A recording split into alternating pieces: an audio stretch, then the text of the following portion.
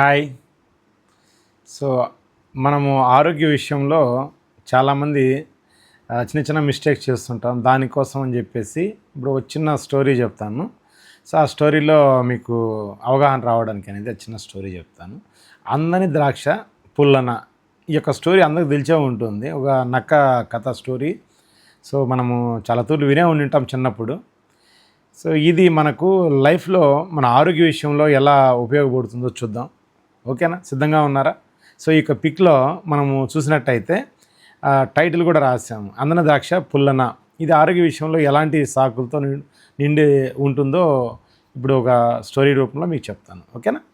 ఏదైనా ఆలోచనలో పాటిస్తూ ఉన్నా, ఏదైనా ఒక వర్కౌట్స్ విషయంలో కావచ్చు, ఆహార విషయంలో కావచ్చు, ఏదైనా చేస్తున్నప్పుడు చిన్న చిన్న ఫెయిల్యూర్ వస్తే దాన్ని పక్కన పెట్టి ఇప్పుడు ఈ స్టోరీలో ఏదైతే అనుకుంటున్నామో అందన ద్రాక్ష పుల్లన అన్నట్టు దానికి కారణాలు చెప్పి ఆగిపోతూ ఉంటాం. ఇది కరెక్టేనంటారా? నిజమేనా? అవుతారు, ఆలోచన చేయండి.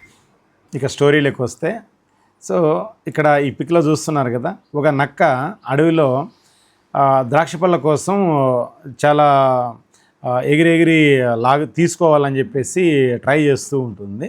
కానీ అది ఎంతో ఎత్తులో ఉండడం వల్ల అది అందకపోయేసరికి ఇది నాకు అందలేదు అనేది దానికి కోపం వచ్చేస్తుంది. సో సహనం నశించిపోతుంది అనమాట. ఎప్పుడైతే సహనం నశించిపోతుందో ఆ వెంటనే ఇది చీచి ఇవి అందడం లేదు నాకు, ఇవి నా వల్ల కావట్లేదు అనేసి చీచి అని చెప్పేసి అందట్లేదని చెప్పేసి అక్కడి నుంచి వెళ్ళిపోతుంది అనమాట.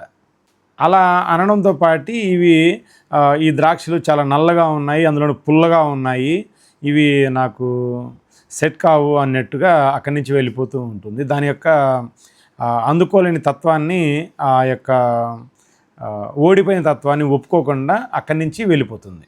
ఎప్పుడైతే ఇవి నాకు అవసరమే లేదు అని చెప్పేసి అక్కడి నుంచి వెళ్ళిపోతుందో, సో అక్కడ సాధించలేకపోయిన దాన్ని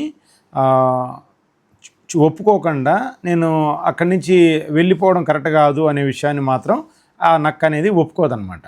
అలాగే మనకు ఆరోగ్య విషయంలో తీసుకుంటే, సో వెయిట్ లాస్ అంటే బరువు తగ్గే విషయంలో ఈ చిన్న మిస్టేక్స్ అంటే క్రేవింగ్స్ గమనించండి.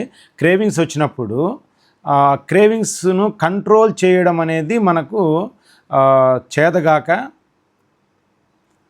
వాటిని తినేయాలనే ఆశ పుట్టి ఆశని కంట్రోల్ చేయలేక ఈ మైండ్ సెట్ను ఒక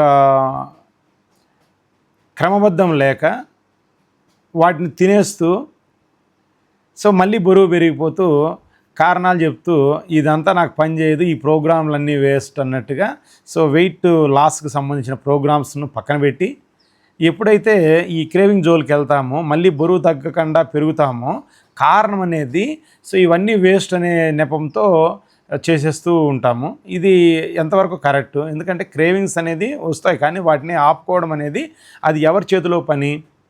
సో ఆ కంట్రోలింగ్ సిస్టమ్ అనేది లేకపోతే, నా మైండ్ కంట్రోల్ లేకపోతే బరువు తగ్గడం ఎలా?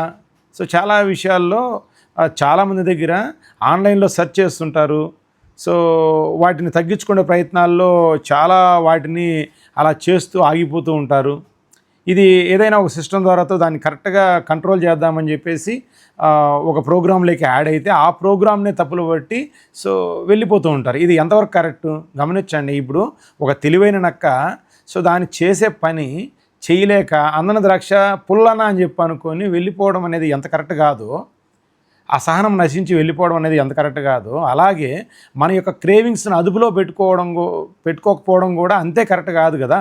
సో ఎప్పుడైతే నా బాడీని నేను ప్రేమిస్తానో అప్పుడు ఆ యొక్క ఆలోచన విధానాన్ని మార్చుకొని కంట్రోల్ అనేది చేసుకోవడానికి సాధ్యమవుతుంది. అంటే మనము ఏదైనా కానీ మన కంట్రోల్లోకి మనం ఉంటూ ఆ క్రేవింగ్స్ని ఆపుకుంటూ ఎప్పుడైతే మనం తీసుకునే ఫుడ్ మీద కంట్రోల్ వస్తుందో, ఎంజాయ్ చేయగలుగుతామో అప్పుడే వెయిట్ లాస్ కావడానికి సపోర్ట్ అవుతుంది అన్నమాట.